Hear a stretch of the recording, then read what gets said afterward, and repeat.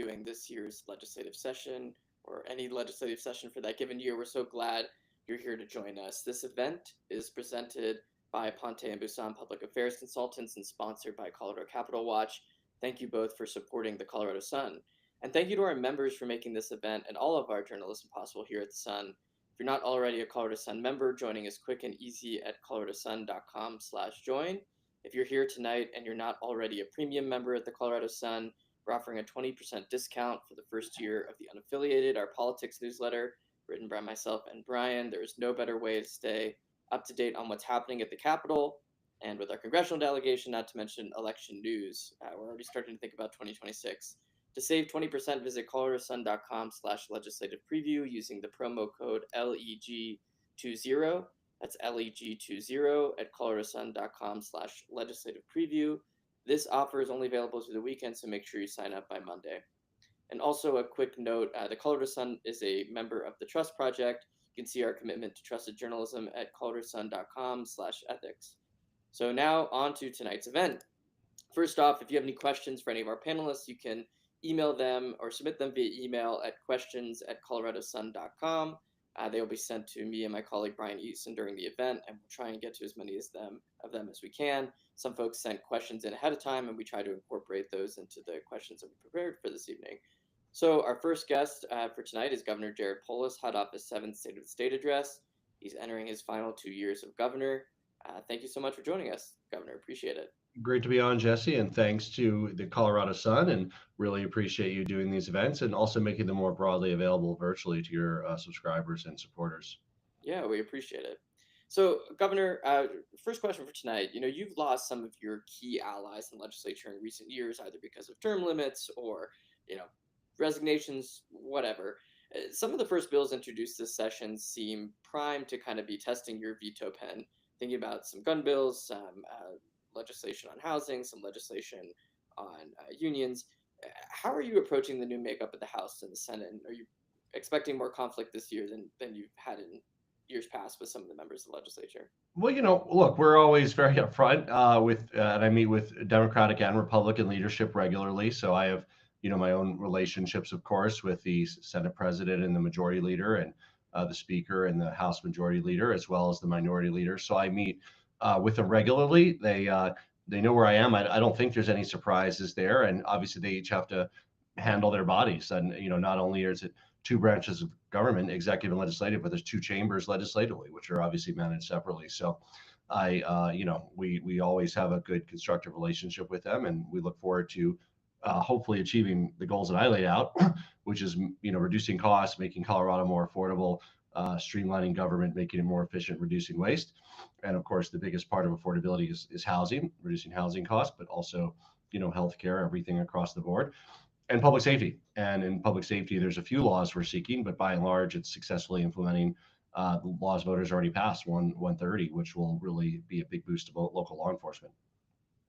So you mentioned public safety. One of the bills that wasn't a priority that you mentioned in your State of the State address, but it was the third bill introduced by Democrats in the Senate, is Senate Bill 3. It's that Democratic measure outlawing certain kinds of firearms, the purchase, sale, and transfer of those.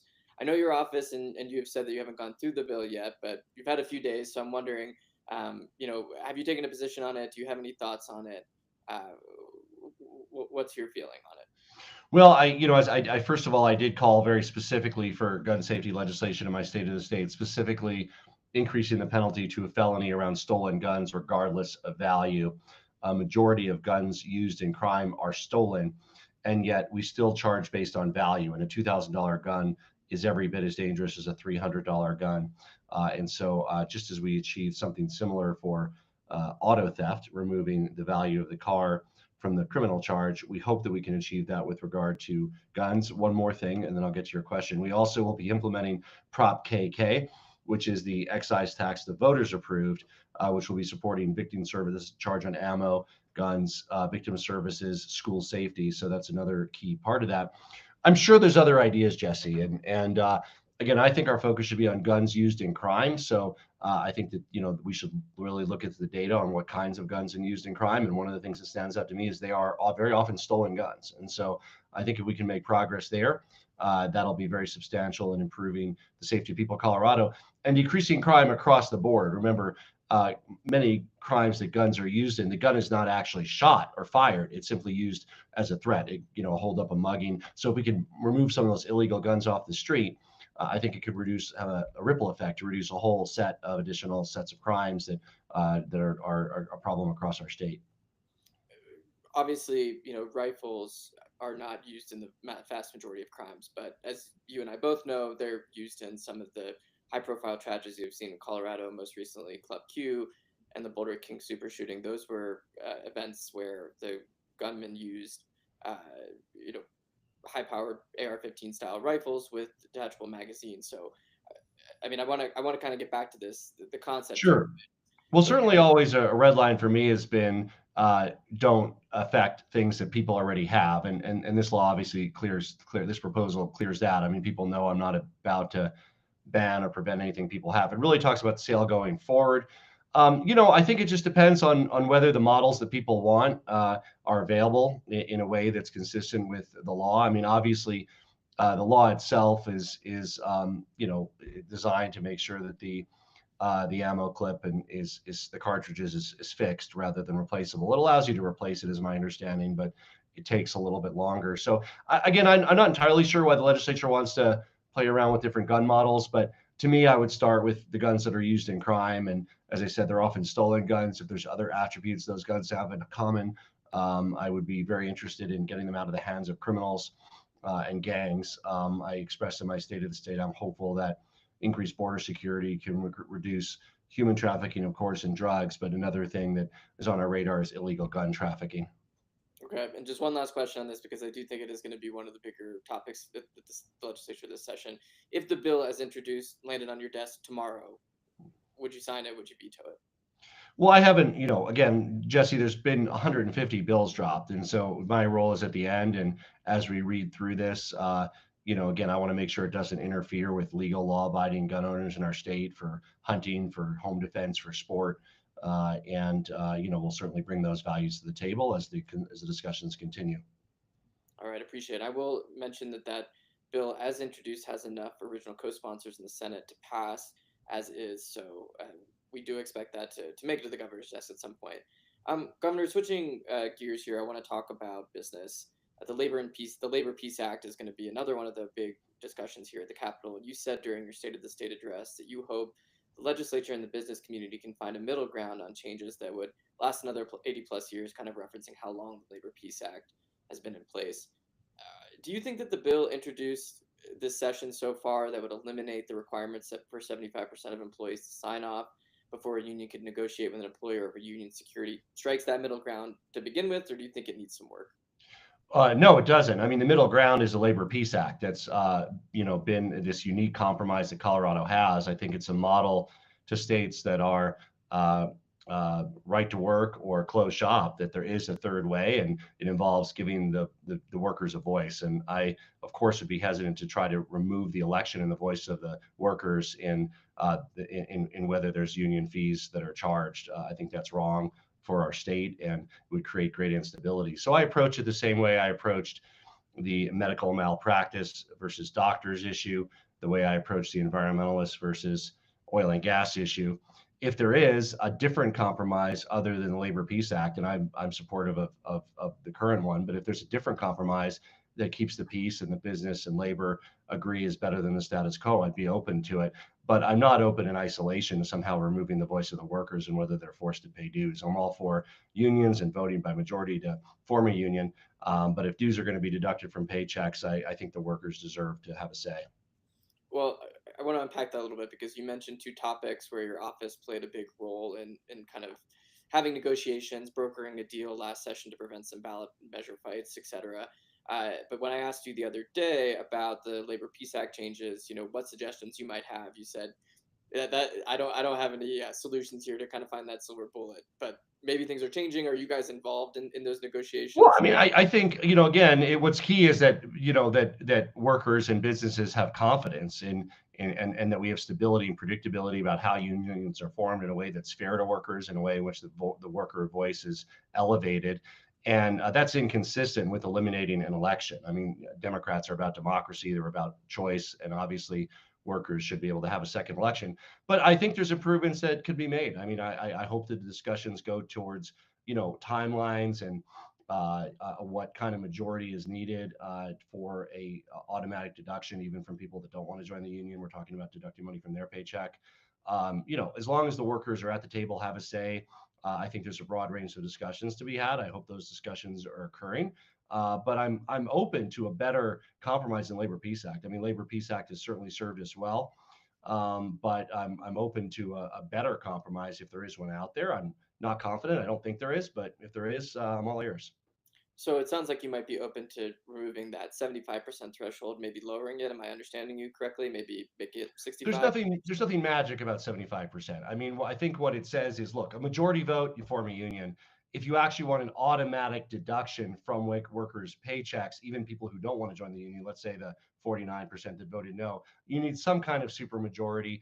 Yes, you're right. It's currently 75%. There's nothing magic about that. I think that's a variable that can be talked about. And the other one is, I don't think these elections should ever be used by businesses to draw out the process and delay it, hoping that workers that want to form a union go away or whatever it else there is they're trying to do. So, I mean, some form of making sure this is prompt and occurs within a very reasonable time frame. It often does, but it sometimes doesn't, right? I think when we looked it up, the average time frame was 2.5 months, but that means some might be 1 or 2 months, some might be 4 or 5 months. So I think it shouldn't be drawn out. It should be as expeditious as we can administratively do to make sure that the workers have their voice heard and we don't take away their election. All right. Moving on to housing, you talked in the your State of the State address this year that you want changes to Colorado's construction defects laws to stow condo construction. It was something that you kind of pushed for in the background a little bit last year, but it seems like you're being a little more forceful about getting it done. The problem with that, though, is that there's Democrats in the legislature who are skeptical of kind of making it harder to sue builders. Uh, so this seems like another uphill battle. It's a kind of a perennial issue at the legislature. How do you persuade them to kind of see the light, the Jared Polis way? Well, it's not the Jared Polis way, Jesse. Last year a bill passed the state Senate with James Coleman, the Senate president's support, and a majority of votes. So I mean, if you look at how far it got, it passed the Senate, didn't pass the House. Very often, Jesse, these things take 2 years to do. You look at, for instance, our housing efforts to remove barriers to housing, make it easier to build.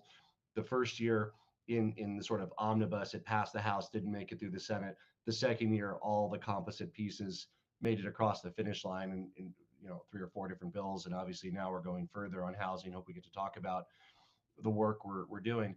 So I'm confident that with the right sponsors, the right support, it'll happen. I don't think that Democrats are skeptical per se. I think that Democrats, and myself included, acknowledge that this is in no way, shape, or form the entire solution. As I like to say, well, I prefer that condos are built to apartments because I value home ownership. We want people to build wealth and equity, and those kinds of starter equity opportunities have not been available. If they're not permitted for building apartments or condos, nothing gets built in the first place. So I love condos being built, but it's part of an overall strategy, and I am confident that we can make progress on that because condo construction is slow to a halt. And by and large, the only condos often being built are these very high end ones because of the liability laws. So we need condos people can buy 200, 300,000, 400,000. And yes, maybe they'll be able to buy a home for 600,000 in 5, 10 years, but they need to start building that equity and wealth instead of just seeing it go out as rent every month. What are the dangers, of not boosting condo construction in Colorado? Because you've done so much work on housing density. I wonder, I think I heard somebody say, if you don't do this, you're going to build an entire generation of renters in Colorado. So, how critical is it that this issue gets solved one way or the other? Yeah,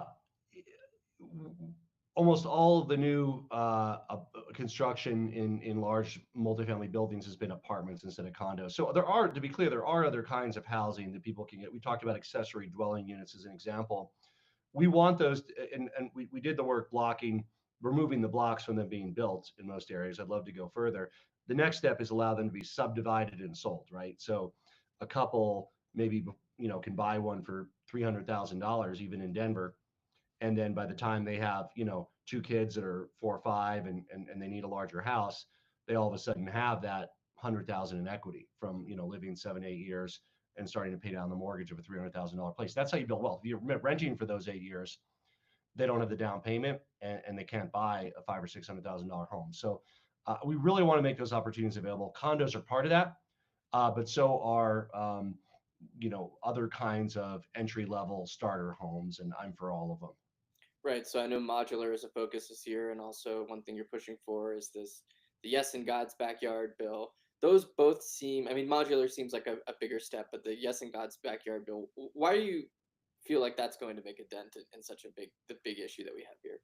That will help. Yes, in God's backyard, it effectively helps faith-based organizations, churches, come to the table around building apartments or condos or homes, whatever they're able to build on their land, and also school districts, which often have a difficult time finding uh, homes for their workers, custodians, paraprofessionals, teachers. And so very often when we see these projects move forward, and it's not that they haven't been, it's a very acrimonious negotiation. And sometimes the school might start out and say, we're building 72, and they get it negotiated down. By the time they're done, it's only 32 units. It's not a bad thing. But when you think about the positive impact 72 units could have. So we want to empower our faith communities, our priests, our churches, to be able to be part of the solution for affordable housing, as well as our school districts. And this is a very compelling way to do that. Staying with housing for a minute, there are a few bills that would put restrictions on landlords that are being pursued this year, kind of similar to, well, they're different than the ones we saw last year, but it's in a similar vein. Colorado Attorney General Phil Weiser is one of the number of state AGs that have accused RealPage of using rent algorithms to collude on price fixing in an antitrust lawsuit. We saw a price fixing a rent algorithm bill fail in the legislature last year, passed the House, failed in the Senate. Do you support the bill this year that would ban the use of algorithms?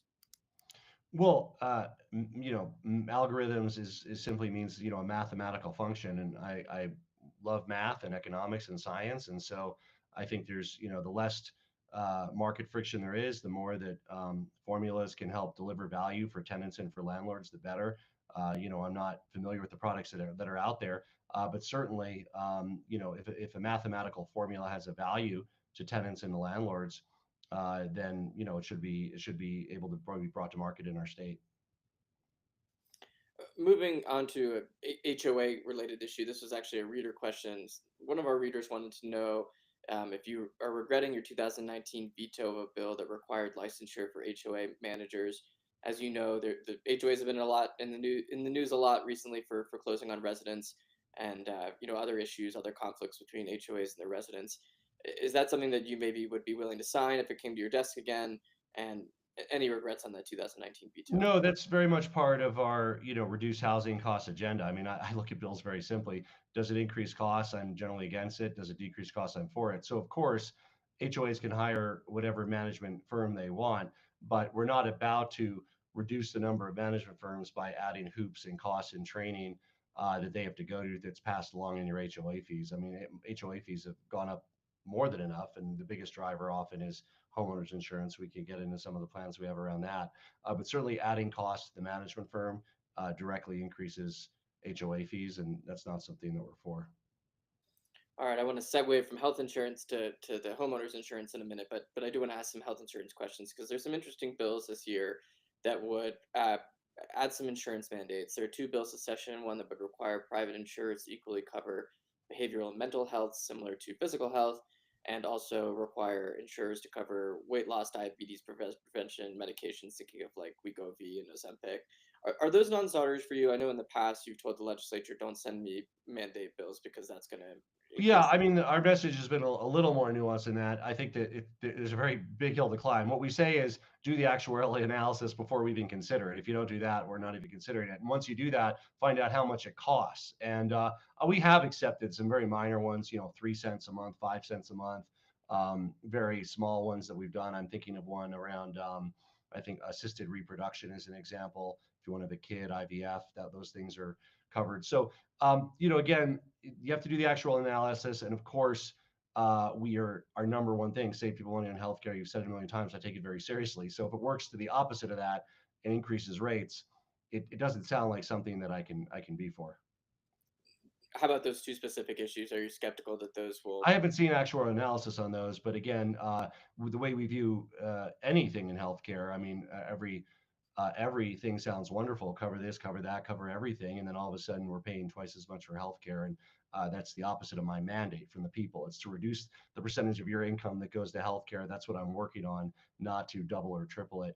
Again, there's been a few very small ones that have been rounding errors, but if again they have to go through the actual analysis process we laid out, and if it increases the cost of healthcare, it's something that I'm very skeptical of. All right. You mentioned home insurance. I know that's a big issue for you this year. You're hoping to drive down the cost of home insurance, which has been rising, similarly to property taxes, but hasn't maybe gotten quite as much attention. This is a climate change issue where everyone's seeing what's going on with the fires in California. Can you talk a little bit about how you can drive down the cost of home insurance in Colorado without getting private insurers to pull out of the market here, like we've seen happen in other states? Yeah, first of all, I expect that this will be a multi-year effort. I don't think it's sort of one and done. That's why in my speech I say you don't just walk into Mordor. It's not just a one-time thing. This is a journey, but I do expect we'll get a few of the key pieces in place. First of all, the reason that your homeowner's insurance went up, and by the way, in addition to it going up, there's many people who got dropped, don't have very many choices, or even had all the insurers pull out of the market in the wildland urban interface. So we're facing all those things. But for the bulk of residents, it's expressed as an increase. Hail and fire are the two causes. The bigger one is actually hail damage. So that's largely Eastern Front Range. And in a sense, the solution is simple. As people rebuild their roofs, they need to have hail-proof roofs. Costs a little bit more upfront, but is accretive and saves significantly on hail damage over time. So that's where we need to get on hail. We really can't do anything about hail. There's no way to stop hail. Fire is different. Fire, we need to be very active in reducing fire risk. First of all, the reason that our homeowners insurance went up is simply the claims and risk have gone up. I mean, there's not anything nefarious in the market. Its claims have gone up. I mean, my God, look at Los Angeles and what's happening now, but also look at the Marshall fires, look at all the hail damage we've had on people's homes, Fort Morgan, Aurora, Yuma. And so we need to better connect the dots between the fire risk reduction work that we do. And I say we collectively because it doesn't have to be the state. It can be your HOA, it can be county government, it can be the utility. All that work that's done needs to connect better with the actual rate reductions, because we can easily justify 300 million, 500 million in fire risk reduction if that 500 million yields 700 million in homeowners insurance premium reductions. So our work is focused on connecting those dots better so that we can justify the right sizing, which generally means more fire risk reduction work at the community level and at the homeowner level. Where do you find 500 to 700 million dollars, I guess, to do that kind of reduction? Well, it's not a matter of, it's easy to find if it's accretive. I mean, if something saves 700 million and it costs 500 million, boom, Excel can do it. I mean, it doesn't, as I said, it doesn't have to be the state. The key thing is, have we connected the dots to the extent that we know that this is something that saves people money net net? And that's a piece that's missing. I mean, we could, under the current status quo, you can keep spending and doing fire risk reduction, which may be worth doing, but the benefit, if you will, would go to the insurance companies, not to homeowners, because they're not passing it along in terms of reduced risk. I want to talk a little bit about the Trump administration and immigration. If Trump does start mass deportations, is your administration planning to react immediately, and what plans do you have to react to that? Well, with all things Trump administration, we have a wait and see attitude, and obviously we extend open arms to work with them on any areas that benefit Colorado. And likewise, I won't be afraid to stand up for Colorado and our values if they take actions that are contrary to the well-being of the people of Colorado or our economy or our values. Well, in your State of the State address, you welcome the federal government's assistance in detaining and deporting what you call dangerous criminals. Do you have a definition for what a dangerous criminal is? I mean, I think that's a little vague, and people made folks nervous that maybe you were coasting up a little bit too much. Well, we value our federal law enforcement partners. The FBI, ICE are critical partners in preventing. We talked about guns earlier, illegal guns, illegal drugs, which are a plague and devastating to so many lives. The human trafficking. All of these things are, we work very closely with our federal partners. So again, we don't know what the Trump administration will do, but if they increase their resources to address these issues, which we care very much about, to break up gangs, to make Colorado safer, of course, we're going to work hand in glove with them as we have in the past. I think I want to go back though to that idea of where does that dangerous line, level to you, because I think folks are looking to you for reassurance, and dangerous criminal might mean something very different to the Trump administration than it does to you. Whether it's a Well, the shoplifting. way what I said in the State of the State is I said, look, if they're talking about, taking away the mom and dad and making an orphan of an American child with, parents who committed no crime, that's not something that's consistent with our values. That's not something that we're supportive of. So we have very limited law enforcement resources in the state. We want them focused on making Colorado one of the 10 safest states. We always try to avoid distractions where we can. And certainly the feds are entitled to do what they do, but we want to focus their efforts and ours on making Colorado safer, which means apprehending criminals. And again, as I said in my state of the state, regardless of whether criminals were born here or not, whether they're citizens or not, they could be an eighth generation, fifth generation Coloradan, or they could have arrived a month ago or a year ago. We want to get them off the street, and we want to make Colorado safer. Kind of last question in this vein. Obviously your tweet about RFK Jr. drew some blowback. The comment that you made during the State of the State during immigration. I wonder, but I've also heard you say, it's important that we have a good relationship with the Trump administration. So how do you kind of keep your Democratic allies happy? The base of the folks at the Capitol, while also trying to, not cross Donald Trump. Well, I suspect that I'm going to disagree with a lot of what the next president does. I certainly won't be shy about that. But, for every, what they say, even a stop clock is right twice a day. So for every 10 things he does that I disagree with, he'll probably do one or two things that I agree with. And I'm going to, be out there supporting those just as I oppose the other things. And I treated President Biden the same way. I agree with some of what he did. And when I disagreed with him, I certainly wasn't hesitant to speak out. So I will speak out for Colorado, for our interests, making Colorado safer, more prosperous. And, again, if people are going to use a magnifying glass and say, why do you praise what Trump did here? They're probably ignoring the other 15 times where I said what he was doing wasn't good. All right, in the final few minutes here. And by the way, I mean, part of the challenge is also the media. Sorry, Jesse, but when I said I agree with Biden, it doesn't get much press. When I disagree with him, it got a lot of press. Same with Trump. When I say I disagree with him, it's like not much, but it's more like, cat bites dog when I say I agree with him. So sometimes the perception is because like all the articles are Polis agreed with Trump, but they're not covering as much the 15 times I disagreed with them because it doesn't seem like it's big news. So I'm not blaming anybody. I'm just saying that's kind of the reality. And so sometimes the agreements are, inflated in the public perception relative to what's going on. All right, I'm not the biggest Lord of the Rings guy, but maybe it's for Democrats. One doesn't just compliment Donald Trump. Maybe it's a little more complicated. So, Governor, you're getting to the end of your tenure here, and I wanted to ask, if you're thinking a little bit about your legacy as governor and what you feel like you need to do in these next 2 years to solidify it.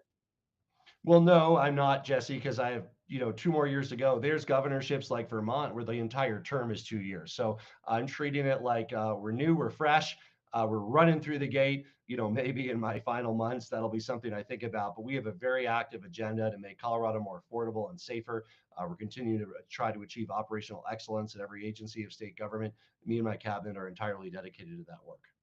If there's not one thing that you feel like you haven't gotten done yet that you really want to get done to be able to say Well, very I close I to think we Ukraine. talked about the multi-year when we talk about kind of the housing and transit and kind of it's long-term work. It doesn't mean it doesn't manifest itself like the next year the housing's built and the trains are running. We are working on that, but that will not all be delivered. The benefit from that in my administration, I think the Coloradans will have the benefit of housing they can afford closer to job centers and on convenient traffic in 5 years and 10 years, more and more, if we get this right, as time progresses. So, it's something that we're proud to begin the work, and we look forward to reaping the benefits over many years to come. All right, and last question. I'd be remiss if I didn't ask you: are you thinking at all about what you're going to do when you're no longer governor of Polis? Are you going to, I don't know, become a Lord of the Rings, overnight fan person? I don't know. What's Making next? an occasional Colorado Sun opinion contributor. How about that? Will All that right, work for you? that sounds good. I don't know if we can quite pay as well as being a governor and entrepreneur. I'm not in it for the money, Jesse, so I'm happy to contribute. Thank you so much. I appreciate your time this evening, Governor, and have a good night. Take care. All right. Well, we are moving on to the next part of our segment. Joining me is fellow Colorado Sun political reporter Brian Eason. What's up, my dude? Jesse, how's it going? We actually got a sneak peek of our next two panelists. They hopped on in the middle of the governor. Yeah, they did. We can probably bring them on now. So, okay, our next panelists are joining us. Our House Speaker Julie McCluskie, a D-Dillon Democrat in her third year leading the House. Also joining us is Senate President James Coleman, a Denver Democrat in his first year leading the Senate. Good evening to you both. Thanks for joining us. What's up, y'all? Hello. Good to see you. President Coleman wins the Best Background Award so far.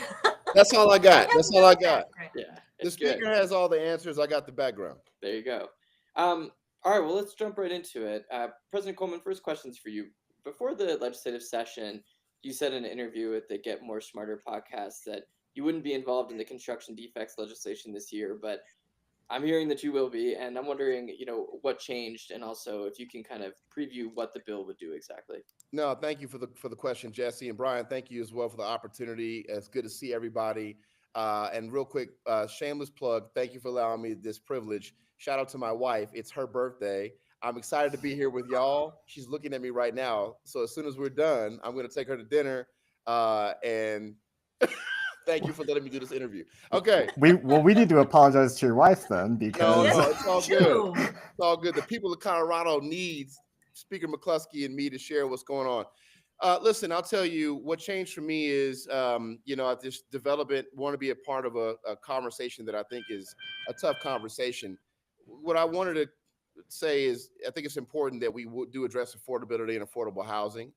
We know there's multiple bills that can address that. This is one of those tougher issues. And I signed on because I realized that, this is an opportunity for us to continue the work we did last year. After having had a conversation with Rep. Byrd. And so I'm excited to be a part of this conversation and go through a tough fight to find a solution for more affordability. And ultimately, the biggest difference between the bill last year and this year is we decided to focus more on a smaller niche in terms of income status in order to address affordable living. I think the speaker shared with me that the average median income in her home, in her district, is very high, somewhere around $2 million. For my district, it doubled in the last number of years, from $330,000 to $600,000 just to be able to buy a home. We're looking to build affordable housing at a median income of about $500,000 to $550,000. That's one part of it. And the other thing that this policy will address is if there is a defect, where the liability resides, and making sure that the defect can get fixed if there is one, but not at the risk of or expense of not building affordable housing due to development not having the insurance in order to build affordable housing for folks who need it here in Colorado.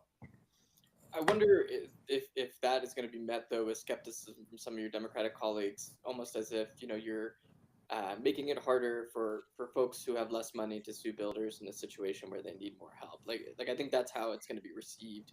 How do you kind of reassure folks that that's not the case? Yeah, no, I think again, by specifying that we want to meet a certain economic threshold to meet people who really can't afford to buy a home as an entry level point, if it's a condominium, I think will help address that concern. And so I'm grateful for the opportunity to continue to do this work, but in particular, really want to narrow it down to working class families, folks, who are renting right now. And if that's what they want to continue to do, that's great. But really, I'm about building wealth and figuring out ways for folks to be able to build wealth and have an opportunity to have a home as an investment to help build wealth as that conduit. Speaker McCluskie, the bill last year died in your chamber, and I wonder, what conversations you're having with your colleagues. It's a priority for the governor. We were kind of talking earlier about like this generation of renters. If you don't create, you don't build condos with this density work that you guys have been doing. So are you on board with this push, and how do you get your colleagues to come along? Yeah, thanks for the question, Jesse, and thrilled that the president is on board. It's important that we have his leadership. And, I don't know how close you were to last year's effort, but the bill did get through the Senate with bipartisan support, shows up in our chamber, And I really have to commend Representative Byrd. She worked hard to bring everyone to the table to try and craft a path forward with the version of the bill that we had received and one that House members would support, and we didn't get there. And I think over the summer, I've heard that, she's engaged with over 50 meetings, just listening and learning. I think with President Coleman's support, taking a different approach on this bill, trying to find an agreement, because ultimately this is about inventory. We've passed things for our renters to try and support, fewer evictions and keeping people housed. We've passed great legislation that had hundreds of millions of dollars attached to it to help drive development. I think the construction defects component, the piece of the puzzle that this addresses, is more inventory in that middle income stratosphere, making sure that more working folks can get their first purchase into the market, build wealth, hopefully someday move up if that is their choice. And I think there's still a lot of work ahead, right? Tough conversations. Everyone being committed, though, and staying at the table is key. Okay, let's stay on housing for a minute. There are a number of proposals out there that aim to put new restrictions on how landlords can operate. One of them kind of deals with their use of rent algorithms, which critics say can be used for price fixing. We've seen federal lawsuits about that. We've seen a state lawsuit about that. There's another bill that I think is coming maybe next week that would go after kind of so-called junk fees that are often mandatory, but maybe not included in the price of rent that people see. President Coleman, do you support? First, let's start with the rent algorithms. Do you support that legislation, and do you think it will pass your chamber this year without getting, I will say politely, gutted, like what happened last year? What I'll say on rent algorithms is that we believe Coloradans should receive a fair price for their rent. Often the algorithms used by landlords force renters to pay more. So I'll just say that I'm excited about this policy that we think can change how algorithms are used in establishing rent prices. I haven't had a chance to deep dive into the bill, but I look forward to doing that with the sponsors and trying to find a solution for folks who want to rent and afford to rent. Okay, this next question's for both of you, but Madam Speaker, I'll start with you.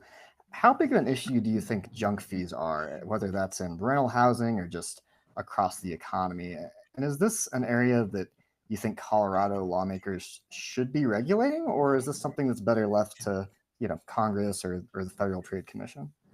Yeah, really good question, Brian. I'd start by saying the number one issue when I knocked in doors in my district, what I hear from all of my caucus members is affordability, right? And the cost of living in this state is still so challenging for the working people and families that are just trying to get ahead.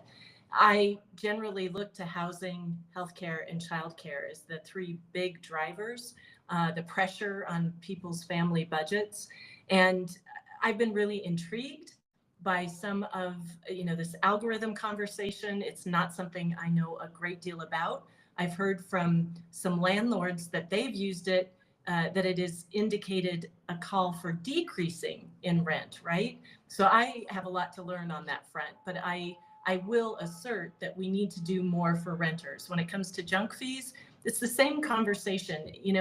We get requests, demands from the people that hired us in these jobs to do everything we can to help create a more affordable Colorado. So we should leave no stone unturned. If we're not seeing movement at the federal level, then darn it, we need to take action ourselves. And I think, I think that was affirmed in the election in November. I think we've been returned to office as the majority party because we've been able to get stuff done.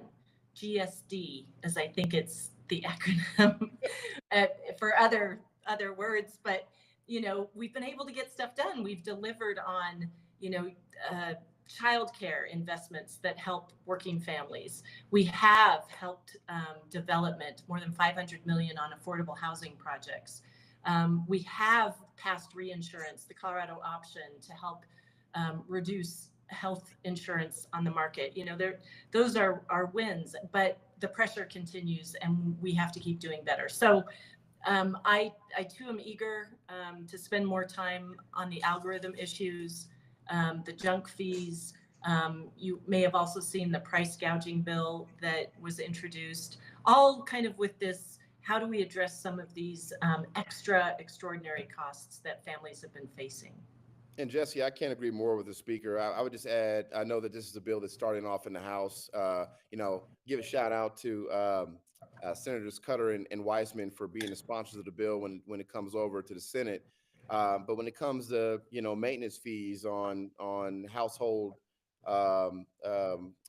products, or if $60 fees for garbage to dump, there's so many things that add up, and I think it's important that when you are renting, that you sign up for an agreement, and things can't just be tacked on that maybe weren't expected, that then add to the cost of your living, and then ultimately you're on the hook for. So I just think transparency between landlords and renters, or apartment complexes and renters, is important up front, and making sure that whatever you've agreed to, additional fees aren't tacked on to make it burdensome to afford to stay. I want to transition to a topic we spent a lot of time with the governor earlier in the night, and that's the Senate Bill 3, the bill that would ban certain semi-automatic firearms. That is probably going to be the one that irks your Republican colleagues more than anything else this session, and it appears to have the votes as introduced to pass both chambers. So I wonder, how you're planning to manage that in both of your chambers. Obviously, Speaker McCluskie, you're no stranger to some interesting events happening in your chamber, and how do you approach that with your colleagues? I'm, happy to start on this one. Before being elected to office, I worked in our public schools, and I was responsible for crisis communications and our security drills and our active shooter drills, and saw firsthand how this climate that we now live in around safety, freedom from gun violence in our schools, our grocery stores, on the streets, it is a pressing concern. I listen to the voices in my district. I hear from both sides of the gun violence prevention debates. And I have listened hard, worked with bill sponsors to see these bills move forward. I am eager to see where Senate Bill 3 moves this year. It is an interesting approach. It's tackling a law that we passed 2013 that still we haven't realized maybe the benefits of passing that law in 2013 the way we anticipated. And a high capacity magazine enforcement law, I think, is a new path to better understanding how we can minimize the gun violence that we see in our communities. But it is, I think you're right, Jesse. It will, be a challenging policy for all of us in both chambers. It's an emotional one. It's a passionate one. I trust that the bill sponsors and those who've been engaged in these conversations now over the past 6 years that I've been in office, that we will have benefited from a lot of the learning that we have all had, the understanding, and I hope that we can proceed forward with civil debates on the policy. Senator Coleman, Coleman, just before you jump in, do you mind? I know in your opening day speech you pitched this also as kind of the high capacity magazine enforcement bill, but in reality, this would have a pretty sweeping effect on firearms in Colorado, much more than just enforcing that law. So I think Republicans are a little frustrated that it feels like Democrats are trying to message this in a certain way and maybe not recognizing the breadth of it. So I'm hoping just in your response, maybe you can kind of speak to that. Yeah, well, look, just broadly, I would say, and I'll speak to that specifically, but broadly, I'd say, I think we all agree every Coloradan deserves to feel safe and secure in their community, whether they're at home, at school, like Speaker McCluskie said, at the grocery store. And unfortunately, our state has a long and tragic history when it comes to gun violence. So to keep Coloradans safe, we've passed common sense laws to promote responsible gun ownership through safe storage and training. We expanded the state's red flag law. We implemented a minimum 3-day waiting period to receive a firearm. And still, unfortunately, the number of gun deaths in our state is unacceptable. And it's why we remain committed to doing everything we can to reduce the scourge of gun violence in our state and make our communities safer. And by the way, just regardless of how folks feel, this is all evidence-based and collective efforts, community providers, wraparounds to support and break the cycle of gun violence. We don't run bills just off of heart. You know, we know this is the leading cause of death for our youth. And I want to applaud again Senator Sullivan for being a champion of gun violence prevention. And with this policy in particular, as you said, you know, it bans the purchase and manufacture of all high-powered firearms that accept detachable magazines, and it bans the purchase and sale of all rapid-fire conversion devices, which take a legal firearm and then increases its deadly capacity. So ultimately, what we're saying is that people can't purchase aftermarket accessories that modify semi-automatic firearms to be like machine guns. Look, I think that we want to make sure that folks know this isn't impacting the firearms you already own. We're talking about future, again, purchase and manufacture. And so I appreciate the perspective of others if they disagree with the bill. Folks can come and speak in opposition. They can discuss this as they see fit and then vote how they see fit. But I will say, again, I know that Senator Sullivan is running this policy, has done his work. He's taken the entire interim in the time since we lost Alex, his son, to figure out, both as a citizen, but also now as an elected official for a number of years, what kind of policies we can pass. And so, look, last thing on this really quickly is, you know, he did not vote in support of the bill last year.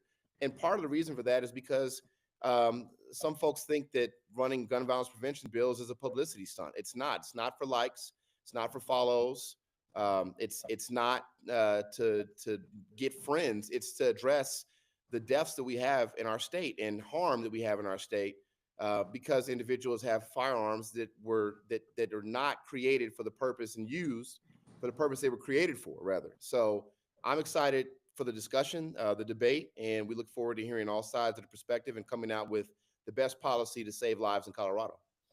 I think some of the confusion, though, among folks is that in some ways this bill would go further than the proposed bills and over the past 2 years.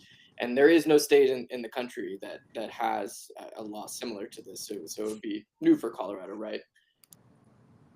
Yeah, it'd be new for Colorado. But I will tell you that in my district, there are people that are they're using 3D printers in order to modify firearms and create firearms that are not registered, and people are getting access to them. Kids are getting access to them. So having firearms that are not used as they are intended to protect yourself at home or whatnot is not something that's new to Colorado, but it's something that we need to figure out a way to better regulate, because I think we can all say we don't agree with anyone having firearms in any illegal capacity. And that's what we're looking to address, is making sure that firearms are both used for the intended purpose and not created illegally, as in the case of 3D printing. I'd like to ask a question we got from readers, and this is a sneak peek at our budget panel, which is coming up next. But you know, given Democratic majorities in the General Assembly, are there any opportunities to amending Tabor so that, as this reader put it, it does not wreck the state budget every year? And this reader suggests, can we keep the right to vote on tax issues, which most people voted for, and scrap the rest? And the rest in this case, I assume, means the growth cap, which is limiting how much spending can increase next year. Madam Speaker, I see you nodding. Would you like to, yes. like to take this one?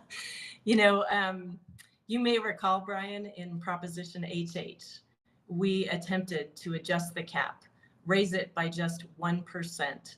And I have long believed that if we are going to have a spending cap, we should have a cap that is fair to government and the people that we serve, because the expectations for government services, for public education, for higher education, for Medicaid, all those things, those expectations are exceeding our ability to deliver on the services that people want. And the current challenge that we face, this extraordinary increase in Medicaid expenditures, we are a grayer, older Colorado. Older Coloradans are placing new demands on the system, particularly around long-term care services, and then the primary healthcare utilization. And I think that's a challenge we will continue to face. So the cap, which is based on population growth and inflation, those two things added together, simply isn't adequate to cover the demands that we are now facing. You know, if the growth cap were to be adjusted, and I've talked about this, although I will say very loud, I am not taking this on today, but if it were to be adjusted to be more maybe thoughtful or have a dynamic that was attached to the shifting needs of our populations, right? Our state's population, that could be a very powerful tool. You know, I think that voters, you know, the folks in Colorado now expect and understand what a Tabor refund is. I think they do appreciate the ability to vote on any tax increases. It makes representative government extremely challenging, and trying to build understanding around the limits that we have to invest in our public schools, or to make sure that we're providing the Medicaid services that we want for so many vulnerable and needy populations. It's just really challenging. So should we be having the conversation? Yes, I think we should. You all might remember Build a Better Colorado, an effort that started under the Hickenlooper administration, just to help people understand what Tabor was, how it worked, and certainly, you know, what the challenges might be in order for state government or local governments to deliver the services that people are expecting. Do you think it will, I mean, you said you're not taking that on right now, right? Do you think it will take a bigger crisis to force, to get people to act on this? Or how are you envisioning this going forward? Yeah, really good question, Brian. I don't know that I can say right now today. What I don't want to do is communicate that it's a simple fix, right? When we brought Proposition HH forward, that was a part of the property tax package, the property tax relief. And that increase in the spending cap had been part of those conversations then. You know, if it's time for us to revisit a change in the spending cap, we should do that, but we should do it in a really strategic, thoughtful way, an inclusive way, make sure that we're including everyone who's impacted, and ultimately that's all of us in Colorado. So on organized labor, real quick, you know, one of the big bills this session is going to be looking at the Labor Peace Act. The governor has talked about finding a compromise on that unions and businesses would both support. But he also just told us that he's not confident that there is one. President Coleman, do you think there's a middle ground here, and kind of what do you envision that looking like? You know, that's a great question. I appreciate it. I have full confidence in Majority Leader Rodriguez to find a deal. He and I have had conversations. He's been willing to meet with business community as well as labor to try to figure out what that looks like. We don't know at this time what that can be, but we're going to continue to have those conversations. One thing that we do know, and I've always said this because of the district that I represented, it's true of the entire state of Colorado, is that business is an ecosystem. It is comprised of employers, labor, and us as consumers. It cannot operate if one of those is missing. And that same saying for me goes in this building. When we talk about policy that impacts labor, we have to figure out a way to bring the employers to the table, as well as those of us who are going to be impacted as consumers. So I'm looking forward to figuring out what that solution looks like. In my district, you know, you have businesses like Pepsi, Coca-Cola, and then you also have things in the private sector like the airport and others. And so for me, I do believe that it's important for private sector to be able to unionize, to be able to figure out what's best for the labor force. We have a mechanism right now, but we feel like we can improve on that mechanism, and I'm looking forward to the conversation to find a solution. It sounds like you're saying that the bill as introduced is going to change pretty significantly. Am I understanding that correctly? I don't know if it will. What I'm saying is, as the bill's been introduced, ultimately saying repeal that second election, that is where it stands now. We don't know if it will be revised beyond that. But what I am committing is that I will do my part along with Majority Leader Rodriguez, who will continue to do his part in making sure everybody's at the table to find a solution. And I'm grateful for Speaker McCluskie as well, who has invited me to have conversations with all sides to find the best solution that works for labor and for employers. Yeah, I want to jump in. You know, I think it's really important that we not devolve into some sort of rhetoric that's, anti-business or anti-labor, right? We can be pro-business, pro-labor, all in the same moment. And, in my experience, really strong businesses, employers that have had success are working well with their employees to make sure that the employees are cared for, that they are earning a living wage, that their benefits provide for them and their families. And the fact that we saw what we did in the national election, the outcome where clearly our working class is not being heard. I think this is a moment for us to really lean in. I trust that all of us in leadership in the House and the Senate are committed to trying to find a path forward here. I think it's very important that we do that in partnership with the governor, in partnership with those two groups, but it's going to take some work. So looking forward to those next steps and conversations. I want to ask a little bit about education, not to skip over. I know you'll like this one. I was, just for the reader out there who did ask about oil and gas related bills this session, just to kind of talk about that. The legislature struck that deal last year, and that kind of put a pause on the regulatory reform for a couple of years. So it's not as if the legislature is ignoring it. They feel like they've tackled that issue. Just to kind of answer that one reader question that I was thinking about posing. But on education, a question for you both, and Speaker McCluskie, I know this is kind of your subject area, so I'll dig into that. School districts are really, really worried about the governor's proposed funding scheme averaging student counts as opposed to being based on yearly numbers in terms of how much money they receive. Are Democrats, can you just say tonight, are Democrats going to reject that proposal? And if so, what's the alternative, and where do you find the savings elsewhere? We'll get into why we need to do savings in the next segment. Yeah. Let me offer, Jesse, that out of the gate, for some of our districts, going from 4-year averaging to 0 is untenable. It's a significant hit. I've heard districts say it's like the budget stabilization factor, and I want to be really clear. It isn't. It is not the budget stabilization factor, but it is a recognition that we've been in a declining student enrollment environment for a while, and we haven't been aggressive enough in tackling how do we support districts? Do we need to encourage districts when they hit a certain threshold that triggers business decisions that will better help them deal with declining student enrollment? I am working on a bill in this arena to talk about, are there other approaches we should be thinking about when we are losing students? What's the base operating dollar amount for a school? Should everything be dependent upon the number of students that you're serving? Or should we be looking, through this lens about where you are, if you're in rural Colorado or in urban settings with students that have very high needs? How can we be better and more creative as a state to really solve for the challenges our districts are facing? I am anxious to talk about a different pathway on the averaging for our districts.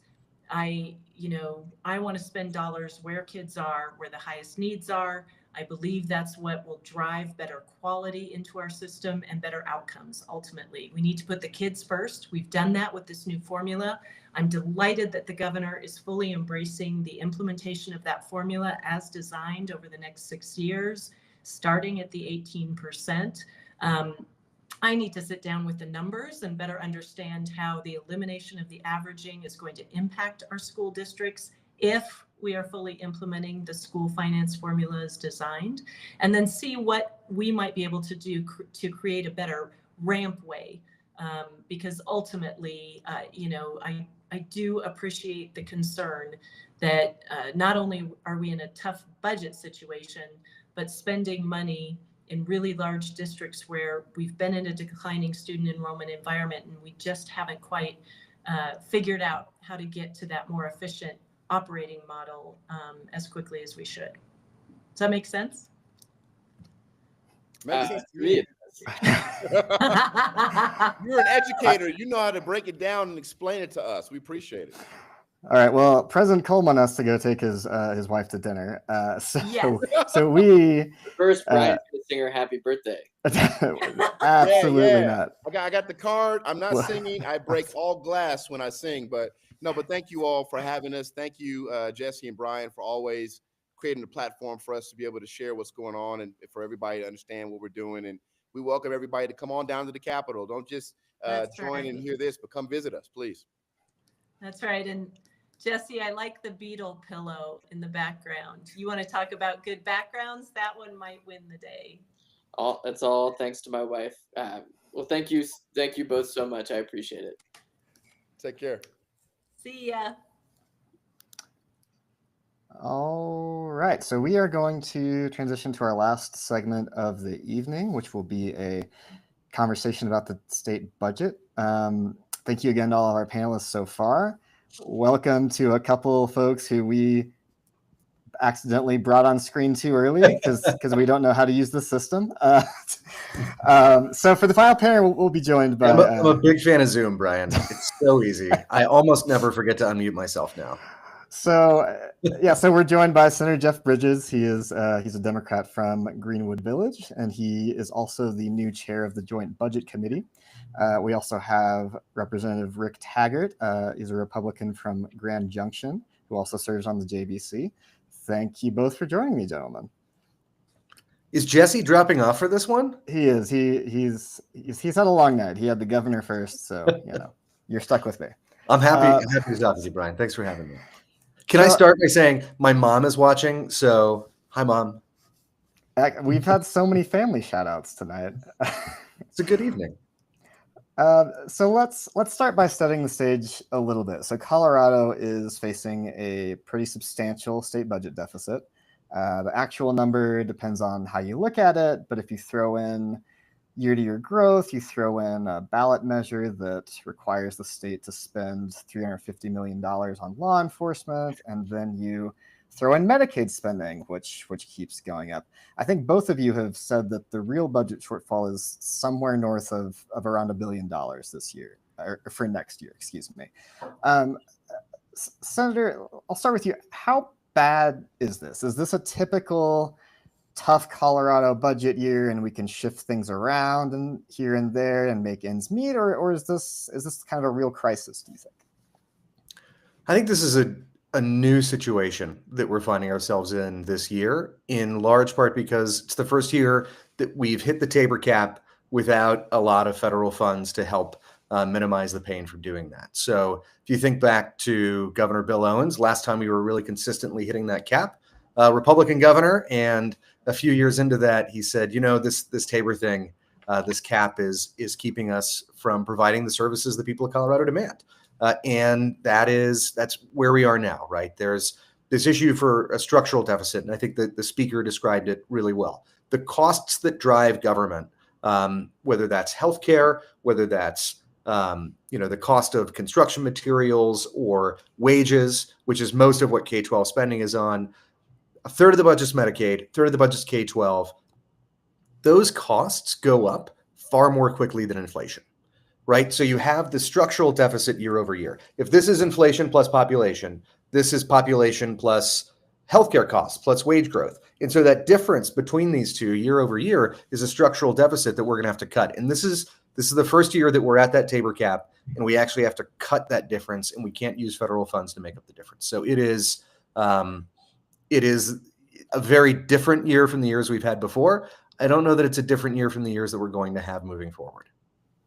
Yeah, so Senator Barb Kirkmeyer, who serves with you guys on the JBC, she has likened it to a self-imposed recession, and she says that this has been brought on by unsustainable spending, right? So, Rep. Taggart, I want to get your thoughts on this. Do you agree with her assessment on that, or do you see things a little bit closer to Senator Bridges' take on this is more of a Tabor problem maybe than an unsustainable spending problem? Well, I think I would say it's more of a spending problem, and we have been dealing with Tabor for a very long time, and we can't forget the fact that our voters put Tabor in place, and we're no different than a household. We have a budget. We have a ceiling of that budget. Think of it the same way as you would your income coming into your household, and we have to stay within it. And as the senator said, we've had the fortune over these last few years of having significant federal funds, and we don't have them any longer. I agree very much with the senator that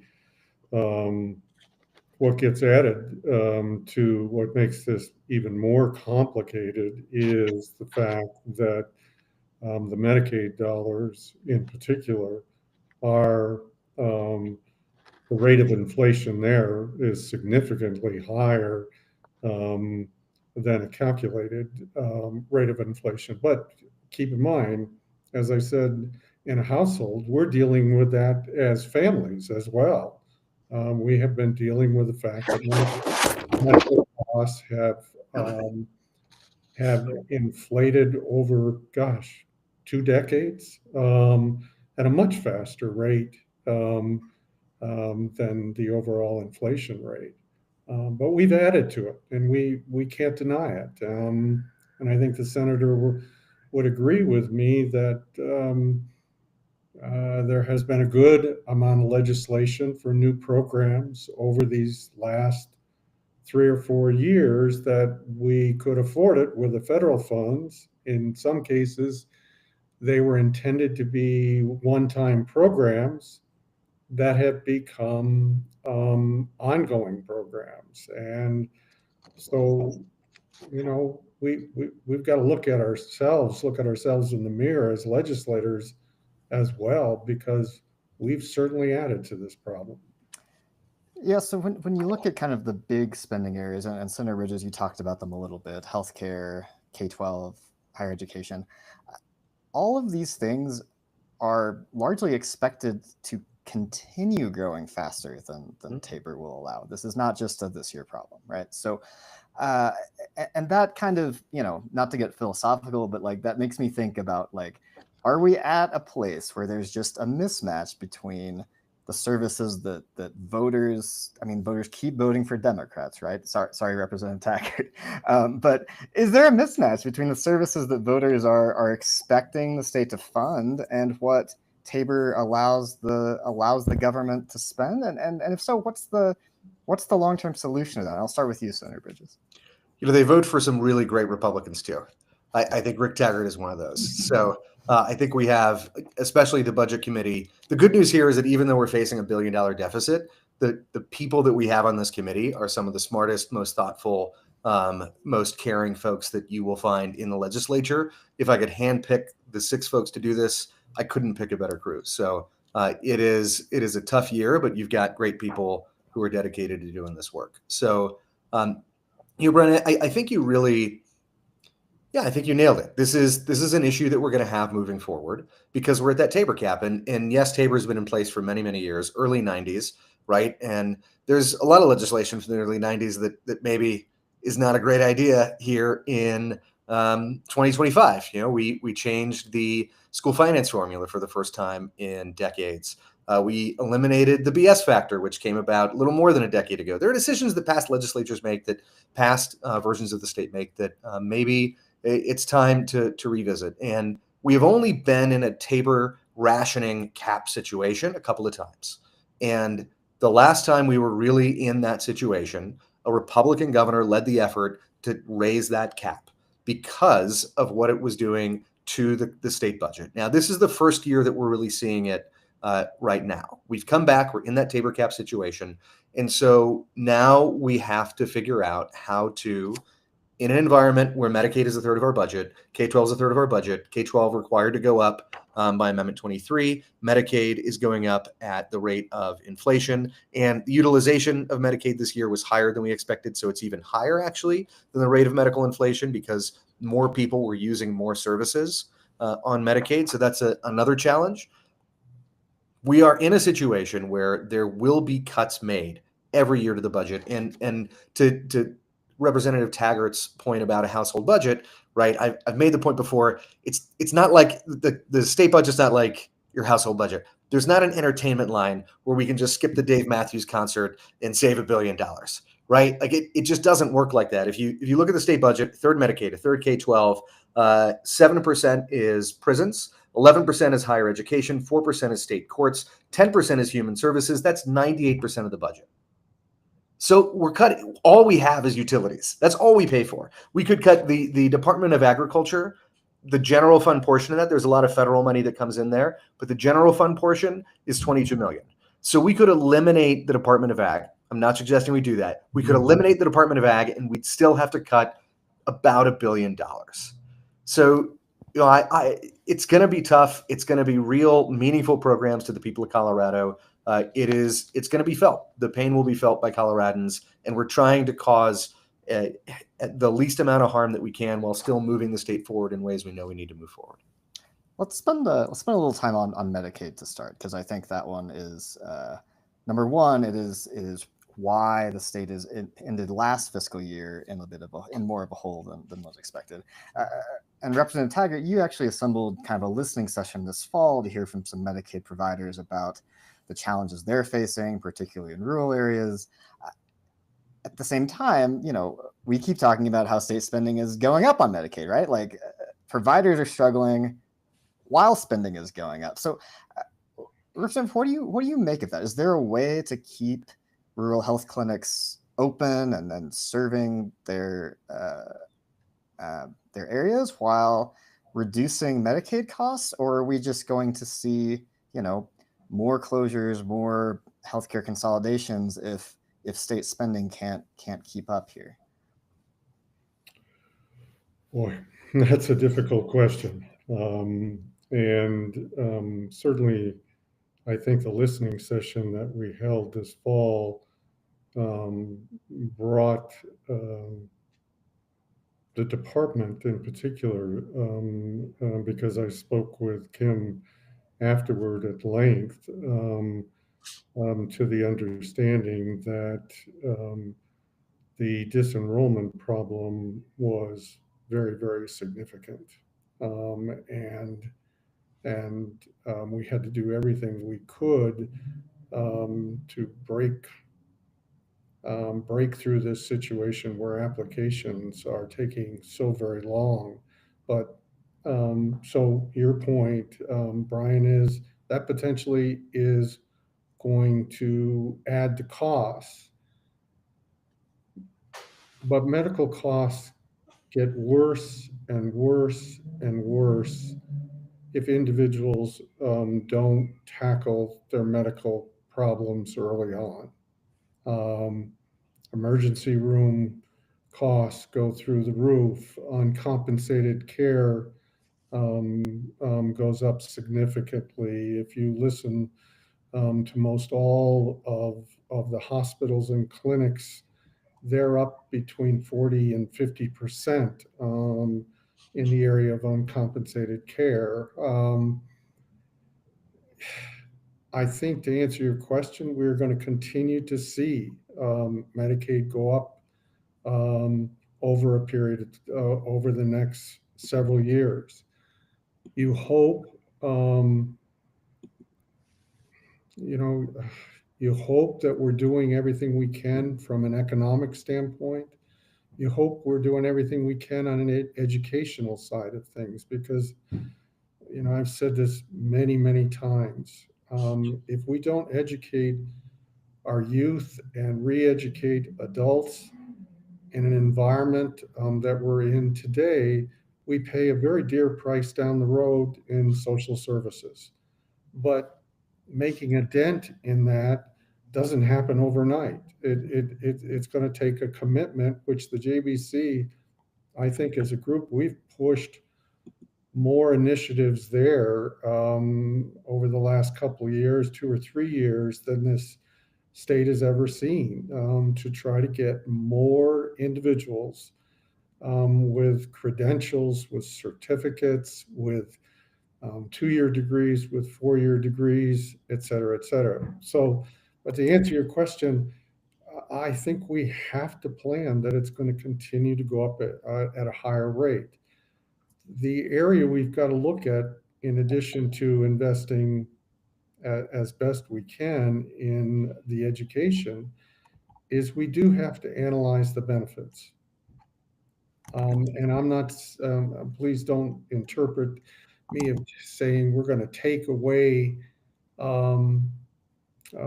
significant benefits from our Medicaid folks, but we do need to look at and make sure the benefits that we are offering from a Medicaid standpoint are in fact commensurate with the private market.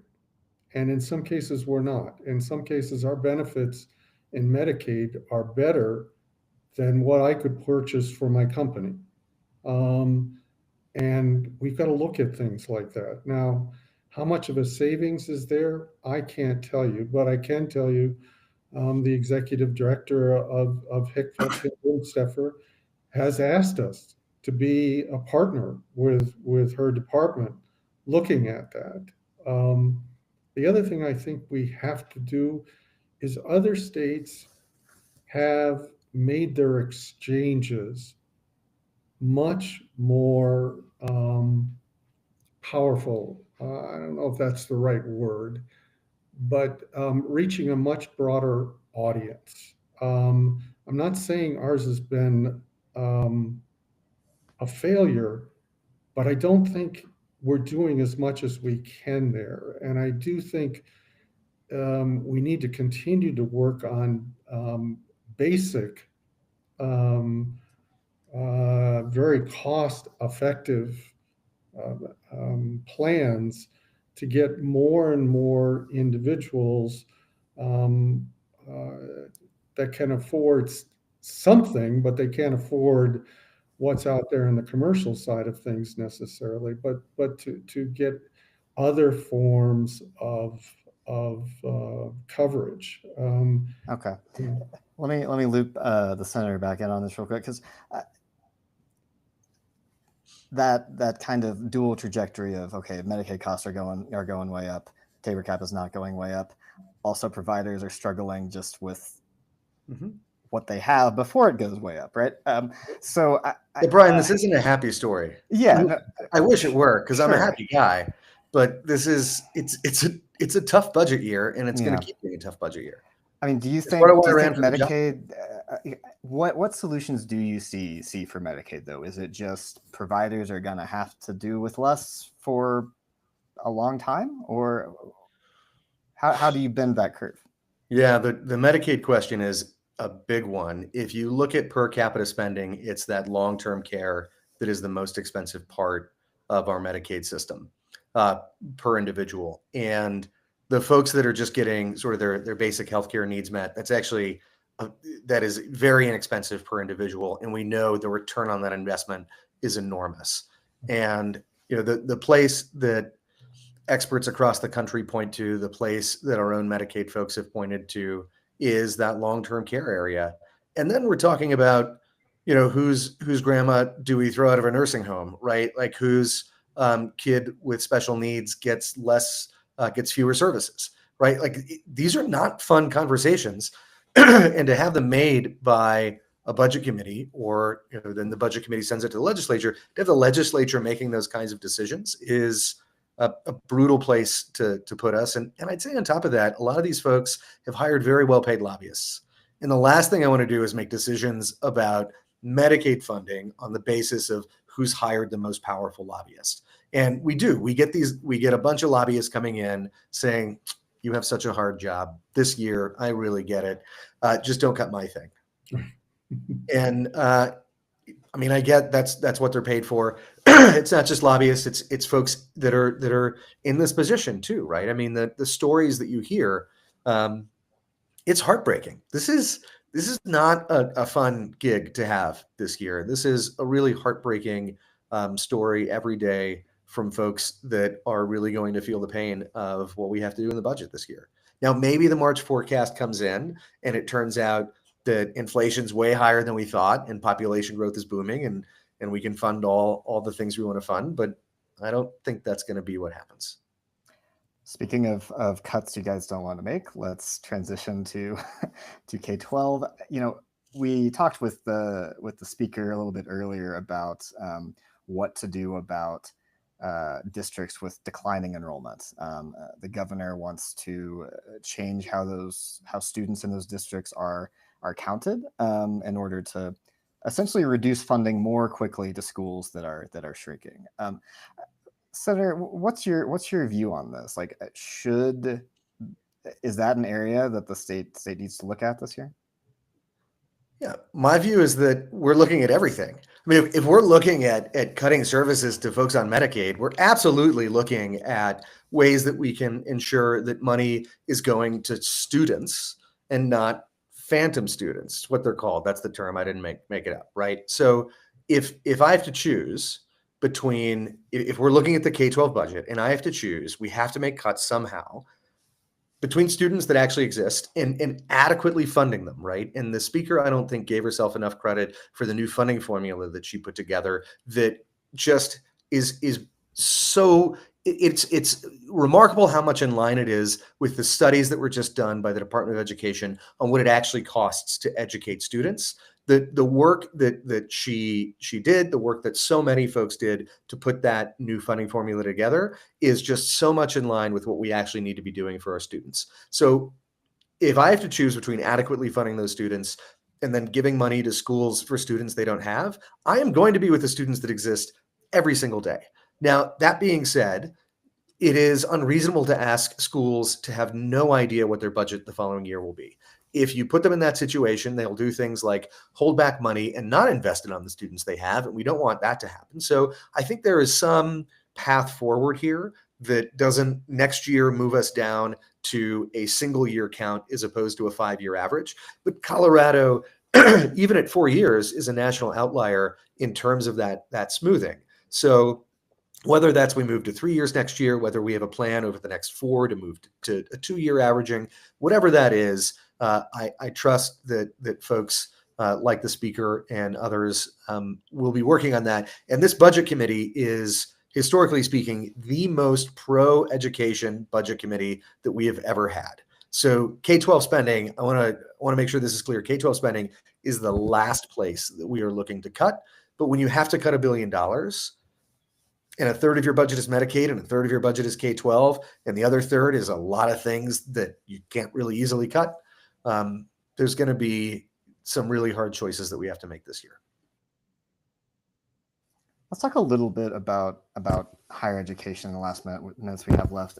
Representative Taggart, I believe you teach some, or you have taught some at Colorado Mesa University. What's your title, Rick? It's a cool title. I'm what's referred to as the executive in residence. Ooh. So he's kind of a big deal, Brian. Yes, Okay. I do teach there. Obviously, I don't teach as much in the spring semester that I teach in the fall semester, but I do teach there, and I love teaching. Well, Mesa, I believe, was the only school this year not to sign on to the annual. So, quick background: every year, the governor puts forward a proposal, and at least lately, higher education university leaders come out and say, "That's not enough money. We need more." This year's letter, though, Colorado Mesa was the only university not to sign their name to this letter, and the reason that they didn't sign it was they said, look, this still isn't enough money. These universities were requesting, I think, $80 million more than was in the governor's proposal. For Mesa, that still wasn't enough.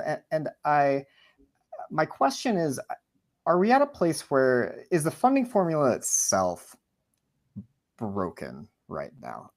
Mesa is a university that is predominantly in-state students. There are a lot of other universities around the state that are predominantly in-state students. These are the universities that seem to have the most budget problems in our state. Does the state need to rethink how it allocates money to schools, Representative, or is this kind of an outlier, and every school wants more money, I'm sure, right? Well, let me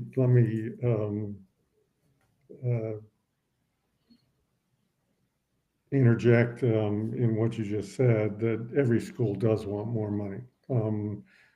They have asked for $65 million additional dollars to what the governor had requested, which was $12 million. So I think you said 85. It's getting very close to 80, but it isn't quite 85. The funding formula, depending on who's talking about this, there is a step one and a step two, which quite honestly are backwards. Step one is the formula itself, which I don't think is broken, and I don't think it needs to be revised.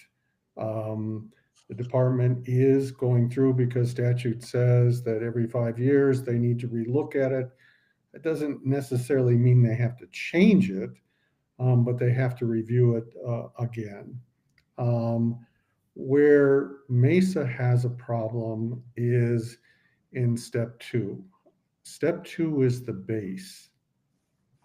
The base hasn't been looked at in, I think the last time it was at least a decade ago, if not longer. And to put that in perspective, the average per pupil funding with step one and step two is at $11,000 per student, basically, from the state. CMU, which consistently over the last 5 or 6 years, no longer than that, has been one of, if not the fastest growing institution in the state, is at $6,700. That's an inequity.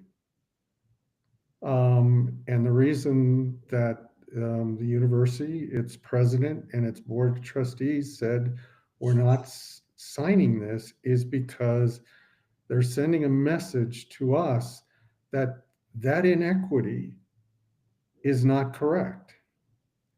Every student, every Colorado student that goes to any one of our universities is basically entitled to the same amount of dollars. I don't think we can ever get there in this budget situation because of the fact that you have to rob Peter to pay Paul.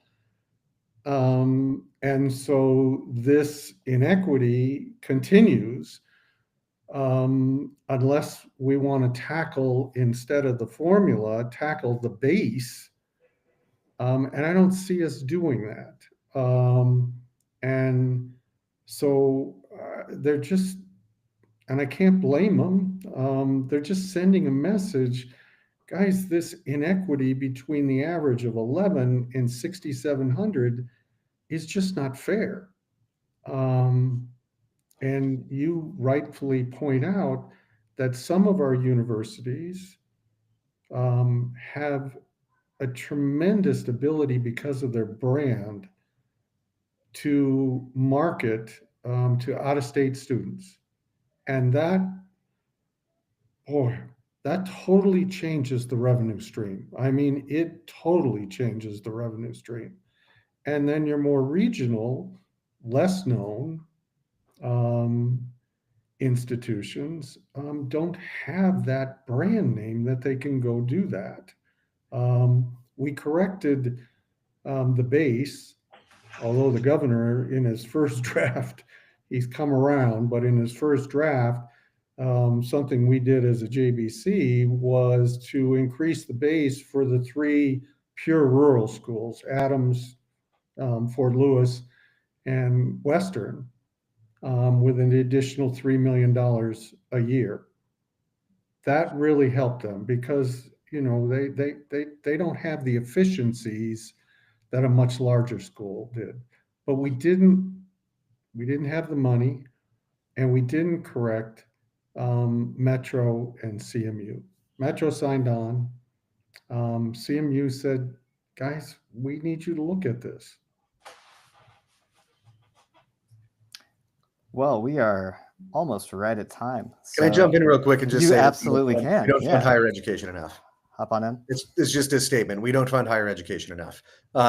We, over the last few years, when I came into the JBC, we were in the bottom 5 for how much we funded higher education. Over the last 2 years, we have shot ahead into the bottom 10, something I guess to be proud of that we moved up, but still not where we want to be. So given, the Colorado paradox, right, that we have more college grads in the state per capita than any other state in the country. Someone says we're number 2 on that. I'll fight them. We are number 1 on that stat. Look it up in the right place. So we have more college grads per capita than anywhere else in the country, and yet we are not producing them in-house. We're not funding our schools to help make sure we're meeting those workforce needs.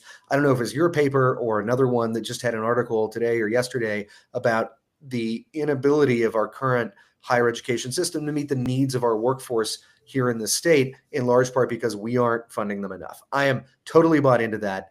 Also, we have to cut $1 billion from a budget. That is unfortunately a depressing note to end on, but that Sorry.